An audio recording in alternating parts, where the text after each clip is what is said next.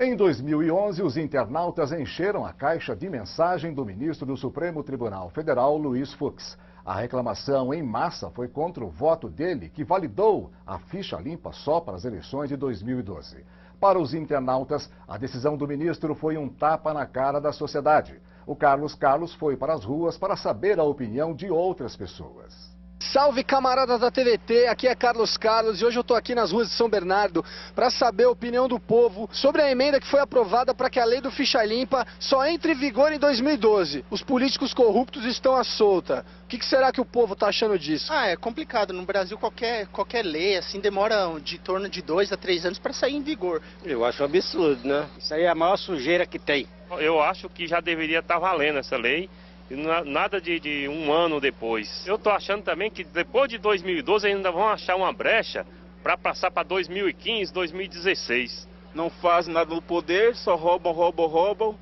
E a lei para eles não funciona, só funciona para os mais fracos. No Brasil a gente sabe como é que é, né? Tudo acaba em pizza, né? O que o povo pode fazer para mudar isso?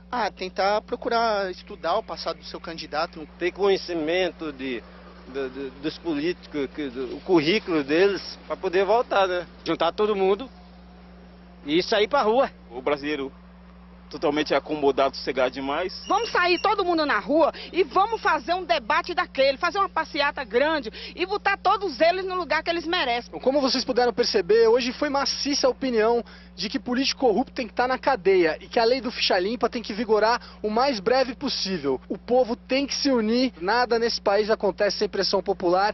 Enquanto o povo não entender isso, nada vai pra frente. Carlos pro seu jornal da TVT. Obrigado, Carlos. A discussão sobre a reforma política envolveu todas as centrais sindicais em 2011. A CUT ampliou o debate e reuniu em um seminário lideranças do Congresso, acadêmicos e trabalhadores para debater o assunto que deve envolver cada cidadão brasileiro. Voto em lista aberta ou fechada? Financiamento público ou privado das campanhas? Como limitar a força do poder econômico no processo eleitoral? E como garantir a representação política de mulheres, jovens, negros, indígenas? Estas foram algumas questões discutidas neste seminário organizado pela CUT, que reuniu 200 sindicalistas de todo o país. Para a CUT, a reforma política é necessária para alterar um sistema onde o povo vota, mas não decide.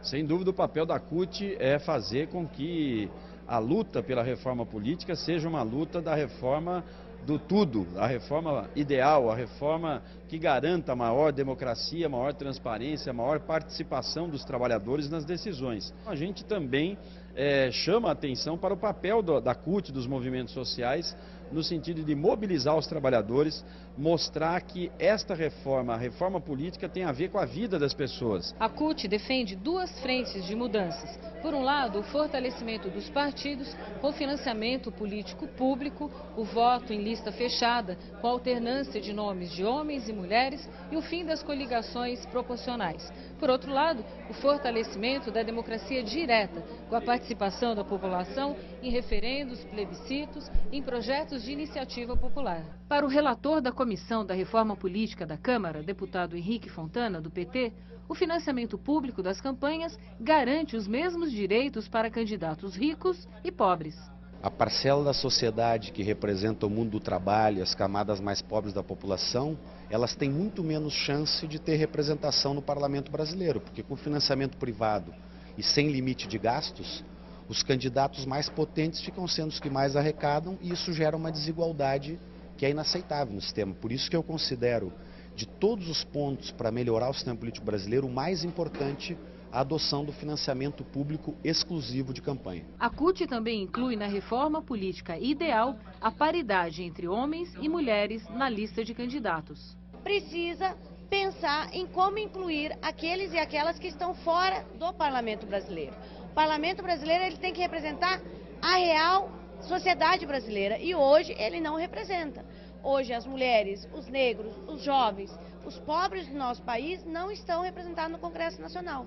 Em 2011, a TVT exibiu uma entrevista exclusiva com o ex-presidente Lula. Um dos assuntos foi reforma política. O ex-presidente explicou a importância desta reforma para a moralização da política do Brasil.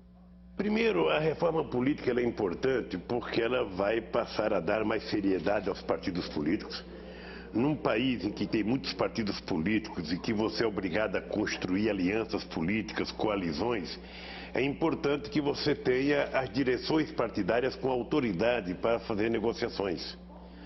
Porque você não pode negociar com a direção de um partido e depois os deputados dizerem não valeu para mim essa negociação, ou um vereador dizer não valeu para mim, ou um prefeito dizer não valeu para mim. Ou seja, quando você faz a negociação com a direção de um partido, aquilo é um tratado, aquilo é para ser cumprido. Temos que conversar com os partidos políticos, nós temos que conversar com o movimento sindical, nós temos que conversar com o movimento social, para que a gente transforme a reforma política numa coisa de interesse nacional, numa campanha de mobilização que não seja de interesse apenas dos partidos políticos.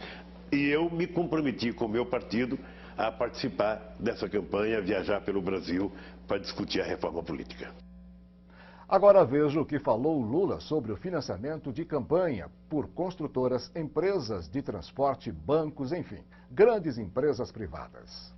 Tem muita gente que acha que o financiamento público vai significar mais imposto. Pelo contrário, o financiamento público vai significar moralização da política brasileira, porque você vai acabar com uma relação promíscua entre o candidato, o partido e os empresários. Ou seja, então fica melhor e mais barato o Estado garantir uma determinada quantia por eleitor, distribuída entre os partidos políticos em função das suas votações anteriores, e cabe aos partidos então fazer com que a lista a ser votada seja escolhida democraticamente dentro do partido. Eu penso que se nós não fizermos isso, o Brasil não vai acabar com uma corrupção em época de eleições, as pessoas vão continuar fazendo caixa 2, e eu acho que isso precisa ter um fim para a gente poder fazer política mais seriamente no Brasil. Se tiver financiamento público, é terminantemente proibido o financiamento privado. Aí o cidadão que pegar dinheiro está cometendo um crime. Agora, isso é uma coisa que tem muito chão para a gente andar, tem polêmica, muitas pessoas não querem mudar nada, preferem ficar como está. Enquanto ficar como está, a gente vai ter os partidos fragilizados, a gente vai ter a situação política incômoda.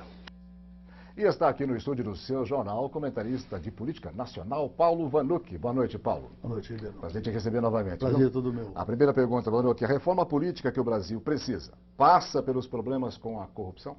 Tem tudo a ver.